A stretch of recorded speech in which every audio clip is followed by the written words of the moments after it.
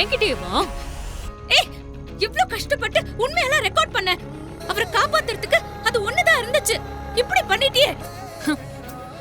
இந்த plan success ஆகணும்னா அந்த தெரு ஜெயிலுக்கு போயே ஆகணும். ஏய்,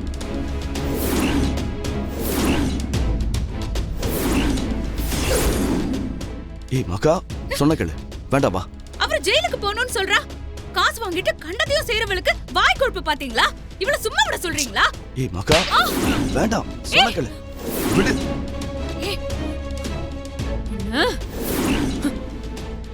மரியாதையா இப்ப வெளிய போக போறீங்களா இல்ல போலீஸ கூப்பிட்டு வா? மக்கா, வா போலாம். ஏய், அவருக்கு மட்டும் ஏதாவது ஆச்சு இப்படி இருக்கடி உனக்கு. மக்கா, என்ன பண்ற? வா. வா மக்கா.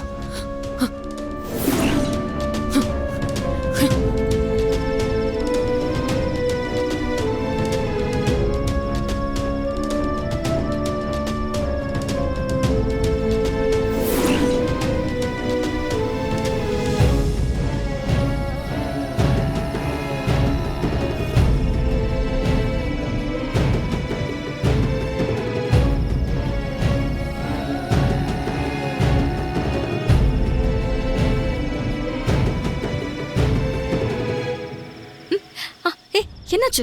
அவ உண்மையை சொன்னாளா? எல்லாத்தையும் ஒத்துக்கிட்டாக்கா. அவரை ஜெயிலுக்கு அனுப்புறதுக்காகவே திட்டம் போட்டு நடிச்சிருக்கா. அவர் மேல எந்த தப்புமே இல்ல. அதுதான் நமக்கு முதல்ல தெரியுமே. நமக்கு தேவை எவிடன்ஸ். அவ சொன்னது எல்லாமே ரெக்கார்ட் பண்ணியாச்சுல. எவிடன்ஸ் கிடைச்சிருச்சுல. அவ சொல்ல எல்லாத்தையும் நான் ரெக்கார்ட் பண்ணேன். இப்படி நீங்க ரெண்டு பேரும் அடி அடி நடிச்சீங்கன்னா அப்புறம் நம்ம நினைச்சது நடக்கவே நடக்காது. இதுக்கப்புறம் நீங்களே பாத்துக்கோங்க. நான் கிளம்புறேன். என்ன நீ இப்படி எல்லாம் சொல்ற? ஏதாச்சும் பண்ணிட்டு போ. இப்படி பாதியிலே போனா என்ன அர்த்தம்? வேற வழி இல்ல திவ்யா. இந்த விஷயம் கைமீறி போயிடுச்சு. இனிமே நாம அவளை எந்த ஒரு டிராப்லையும் சிக்க வைக்கவே முடியாது. இதுக்கப்புறம் அவகிட்ட யாராவது சாதாரணமா போய் பேசினா கூட நம்மள அவங்க ட்ராப் பண்ண வராங்களோன்னு அவ ரொம்ப அலர்ட்டா இருப்பா. ரொம்ப கஷ்டம். என்ன கேமியோ என்ன? நீங்களே இப்படி சொன்னா அவரை காப்பாத்துறதுக்கு என்னதான் வழி? கடவுள் விட்ட வழி. என்னடா இப்படி சொல்றேன்னு தப்பா நினைக்காதீங்க. எனக்கு கல்யாண வேலை 1000 இருக்கு. உங்களுக்கு ஹெல்ப் பண்ண தான் இவ்வளவு நேரம் இருந்தேன். Divya, I'm sorry. நான் கிளம்பணும். மகா, பாய். அலெக்ஸ்,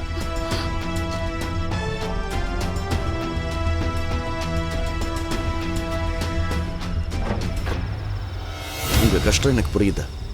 ஆனா இதுவே வேற சமயமா இருந்தா நான் நிச்சயம் இருந்து ஹெல்ப் பண்ணிட்டு தான் போவேன். இப்ப என் சிச்சுவேஷன் அப்படி இருக்கு. தப்பா நினைச்சுக்காதீங்க.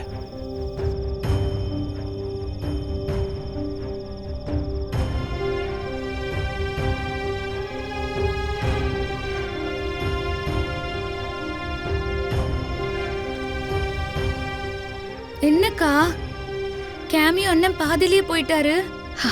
அவனை சொல்லியும் தப்பு இல்ல மகா. அவனுக்கு சீக்கிரமா மேரேஜ் ஆக போகுது. நமக்காக அவன் இவ்ளோ பண்ணதே பெரிய விஷயம். நம்ம வேற ஏதாவது யோசிப்போம்.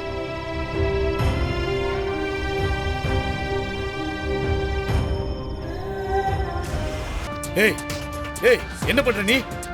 தாத்தா சும்மா மிரட்டுற தாத்தா. இவ்வளவு மாதிரி டிராமா பண்ண அடிச்சுக்க ஆளே இல்ல. விடுங்க தாத்தா, செத்தா சாகட்டும். எல்லாரும் நல்லா பாத்துக்கோங்க. உங்க கண்ணு முன்னாடியே கொளுத்திக்கிட்ட சாக போறேன். என் சாவுக்கு காரணம் தெருவோட இந்த குடும்பமும் தான்.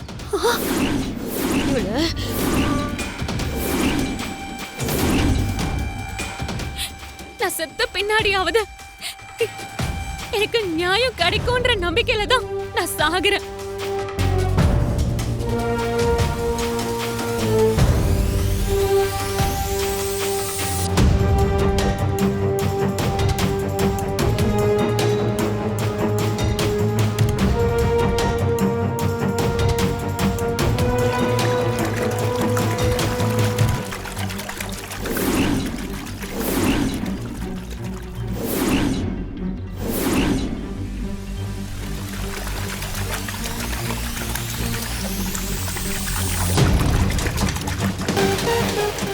பாருங்க எப்படி நடிக்கிறான் பாருங்க.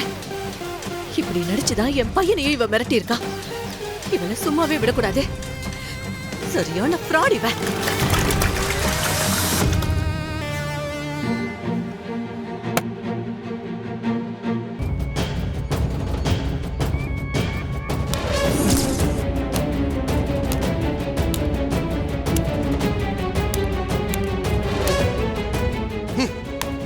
என்னம்மா பண்ணிக்கிட்டு இருக்க? ஏமா அப்படி எல்லாம் பண்ணிக்கிட்டு இருக்க? அதான் நாங்க விசாரிச்சுட்டு இருக்கோம்ல. எங்க விசாரிச்சீங்க? நீங்க தான் இந்த குடும்பத்துக்கிட்ட பணம் வாங்கிட்டு திரும்ப கண்டுபிடிக்காமயே இருக்கீங்களே. வார்த்தை அளந்து பேசுமா. ரொம்ப பேசின முதல்ல உன்னை தூக்கி உள்ள வச்சிருவேன் பாத்துக்க. சார் பாத்தீங்கல்ல இந்த பிரச்சனை எந்த அளவுக்கு போயிட்டு இருக்குன்னு. உங்க பேர்ல ஒழுங்கா சரண்டராக சொல்லுங்க சார்.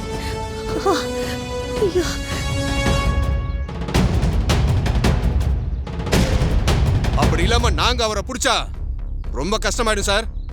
அதான் அவன் எங்க இருக்கான்னு எங்களுக்கு தெரியாதுன்னு சொல்றோம்ல. திரும்ப திரும்ப எங்க கிட்ட வந்து அவன் எங்க இருக்கான்னு கேட்டுக்கிட்டே இருந்தா என்ன சார் அர்த்தம்? நீங்க சொன்னா நான் நம்பிடுவேனா சார்? நிச்சயம் அவர் எங்க இருக்கான்னு உங்களுக்கு தெரிஞ்சிருக்கு. நீங்க செய்யறது சட்டப்படி தப்பு. இந்த பொண்ணுக்கு மட்டும் ஏதாவது ஆயிருந்தா கொலை கேஸ் ஆயிருக்கும். பெரிய இடமாச்சேன்னு பாக்குறேன். இல்லைன்னா எங்க பாணியில் நாங்க விசாரிச்சிருப்போம். இங்க பாருமா, நாங்க சீக்கிரமே திருவ புடிச்சிருவோமா. அவனை உன் கண்ணு முன்னாடி அரெஸ்ட் பண்றோம். போதுமா? அது வரைக்கும் இப்படி மடத்தனமா எதுவும் பண்ணிட்டு இருக்காதம்மா. நீ முதல்ல என் கூட ஸ்டேஷனுக்கு வா. வாமா.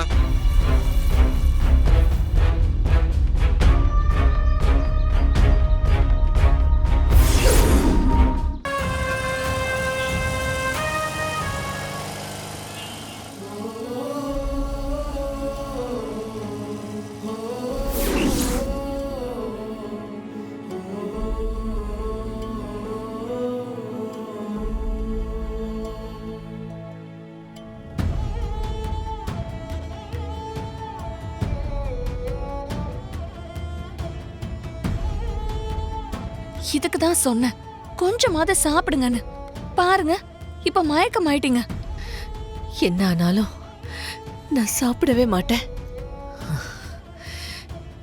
என் பையன் நல்லபடியா திரும்பி வந்தாதான் சாப்பிடுவேன்.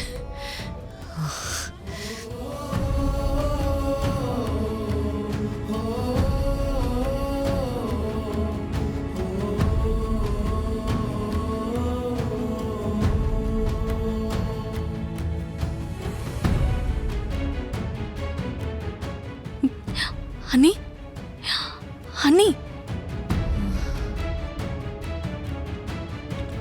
அக்கா என்னக்கா யோசிக்கிறீங்க?